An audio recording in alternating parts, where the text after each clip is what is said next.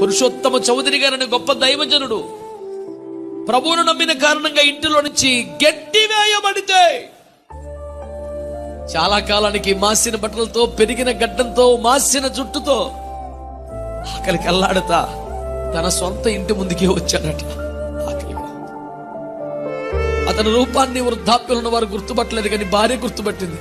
నా భర్త కదా అని ప్రాణం కొట్టుకోలేదు. అమ్మో, నా భర్త ఆకలికి అన్నానికి వచ్చాడని కోపం వచ్చిందట. ఆ నీచమైన అధమ మతంలో కలిసి దరిద్రానికి దిగజారి అంటుపడి మైలపట్టం కాకుండా మళ్ళీ నాకు అప్పుగా వచ్చేవారు.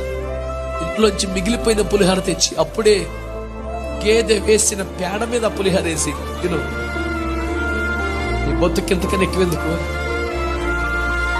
పేడ మీద ఆ మెతుకులేస్తే ఆకలికి తట్టుకోలేక కనీసం ఆ పేడ అంటే నీ పై గింజలన్నా ఏరుకుందామని కింద కూర్చొని ఆ మెతుకులు ఏరుకుంటూ అవహేళనగా చూస్తున్న, కసితో రగిలిపోతున్న భార్య వైపు చూస్తూ, యెహోవా మా తండ్రి గాడా, యేసు మా అన్నగాడా అన్న పాట రాసి పాడారట.